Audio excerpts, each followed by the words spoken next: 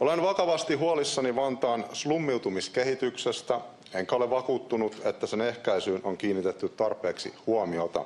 Ilmiönä katujengit ovat saapuneet Länsi-Eurooppaan Afrikasta sekä Lähi-idästä suuntautuneen maahanmuuton seurauksena.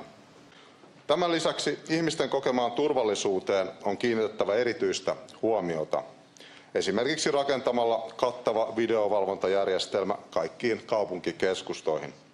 Kun on kyse suunnitelmallisesta rikollisuudesta, kuten jengitoiminnasta, niin kiinni jäämisen riskillä sekä kiinni jäämisen seuraamuksilla on suora vaikutus rikollisuuden määrään.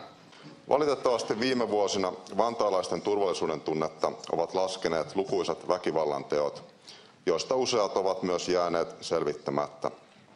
Esittämämme kattava videovalvontajärjestelmä olisi tärkeä osaratkaisu tilanteen parantamiseksi. Jos uimavuoroja aletaan erottelemaan sukupuolen mukaan, niin erotellaanko niitä kohta myös etnisyyden tai uskonnon perusteella? Vain mielikuvitus on rajana siinä, millaisia väärinkäytöksiä sukupuolen tekeminen ilmoitusluontoiseksi asiaksi mahdollistaa. Huostaanotto ei saisi koskaan olla ensisijainen vaihtoehto, kuten se nykyään tuntuu olevan, vaan panostuksen tulisi kohdistua ennaltaehkäiseviin ja tukeviin palveluihin.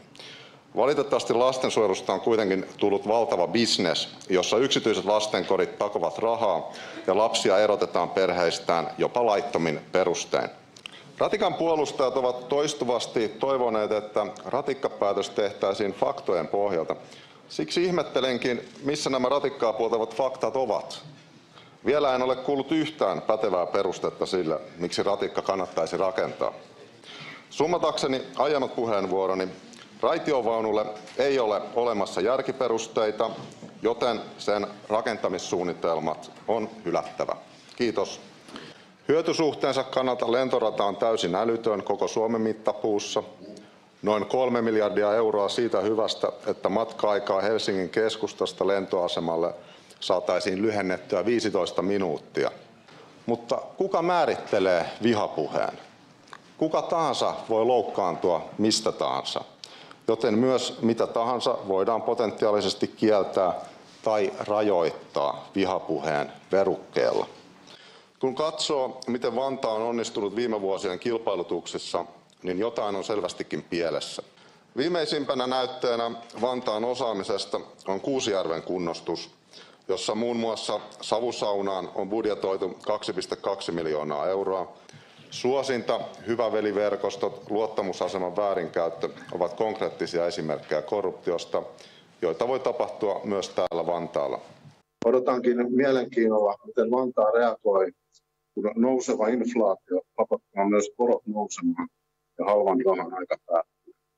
Viime vuoden talousarviokäsittelyssä varoitin tulevasta inflaatiosta ja kerroin odottavani mielenkiinnolla, miten Vantaa reagoi, kun nouseva inflaatio pakottaa myös korot nousemaan ja halvan rahan aika päättyy. Tänä vuonna nähty hintojen nousu ei siis tullut kaikille meistä yllätyksenä. Valtuusto ei tälläkään kertaa saanut budjettiin aikaiseksi yhtään menon vähennystä, ainoastaan lisäyksiä. Tasapainoisen budjetin laatiminen tuntuu olevan Vantaalla ikuinen haaste.